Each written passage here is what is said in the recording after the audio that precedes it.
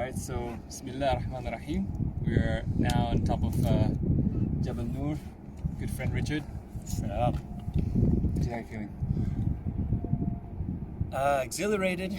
It's an amazing experience. We've been talking about doing this for a little while. Alhamdulillah, I finally got the chance to do it. Thank God we've been able to catch our breath after the initial scale up Jabal Nur, because mashallah, it's not so simple. Yeah. Thankfully, they actually built some steps. It's not too bad, and actually encourage people who come for Umrah to check it out. It's not too bad. But yeah, just the question that came up in my mind, like, first of all, when you climb this, the question is like, what would make a 40-year-old man come up this high? Not once, not twice, a few times, and spend so much time. Rich had some thoughts on that a little bit. Yeah, so I was saying that as we talk about for health optimization, we talk about embracing discomfort, and we do that by short doses of things like exercise, right? Getting uncomfortable through exercise, temperature exposures, whether it's cold or whether it's heat, in small, safe doses. All of these things that help to make us more physically healthy and emotionally resilient, mentally, emotionally resilient.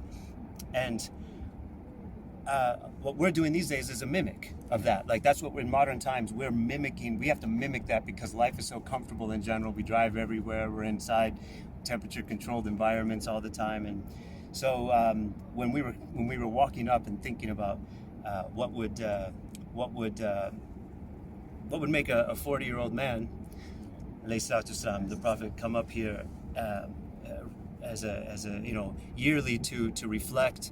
But why so high up? Why such a difficult climb? And I guess I was hypothesizing that these types of things were sort of innate in him and in human beings in general at that time, like to boost resilience, as a feat of showing what you're made of a little bit, and also to get away from any distractions, because it would be, without cell phones, it would be extremely hard for somebody to scatter your beam of focus if you wanted to come up here and reflect. So yeah, and that's the thing, like the perspective side. Like like we were talking earlier on, like when you're up a mountain, life looks small. All that busy and hustle and bustle and issues and stuff you have to deal with. You come up here and it just gives that perspective of life and world and dunya in general. So it's a powerful talk about reframing, right? It's talk about you literally reframe the difference between like where you are and the issues you're dealing with and day-to-day trouble and Salam and all the difficulties. It's a fascinating way of that's why climbing mountains in general, I feel like it's so humbling experience. Yeah, it really is that holistic sort of. You get the physical, the physical aspect of it. You come up here, you have the perspective, as you were just saying. You can see behind us. You can, in the distance, you can see the clock tower, which represents where the Kaaba is. But as we know, the Prophet ﷺ could see the Kaaba from up here. And by the way, on the other side of this, what we're sitting on here is the cave, the Hira cave, and it's actually it certainly would be a good place to go to get maybe protection from the elements and maybe sleep. You were saying maybe that's where he would sleep, but definitely this whole area up here is you can't see the Kaaba from the cave, so he would have been up here in general, outdoors, indoors, or whatever you want to call it.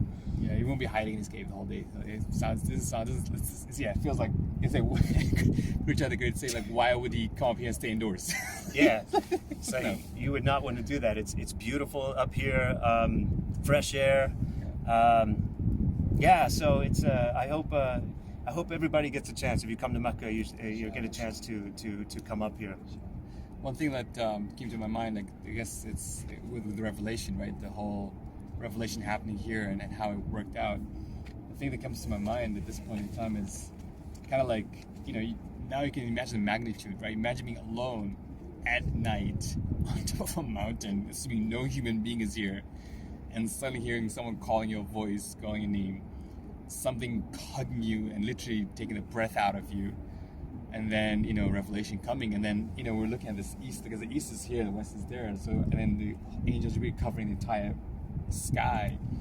It's an overwhelming experience. And the fact that a human being went through that is just something that you can't be fathomed. Like, it's really a powerful experience. And it's kind of like where it all started. And we pray that Allah subhanahu wa ta'ala allows us to be servants of that vision of changing society and making it a better place, and continue the divine message, delivering that final message to mankind. So I ask Allah subhanahu wa ta'ala on this day, in this blessed spot, to make us servants of the Prophet's vision, and to allow us not to deviate from the message, and to honor that message, inshallah. Ameen. Did this mountain have a different name before? Now there's the Mountain of Light. Did they call it something different? I think they did. I have no idea. Good question. We need to find that out. But if someone knows, let us know in the comments. Inshallah. Jazakumullah khair. Hope everyone's well. Assalamu alaikum. Assalamu alaikum. Okay.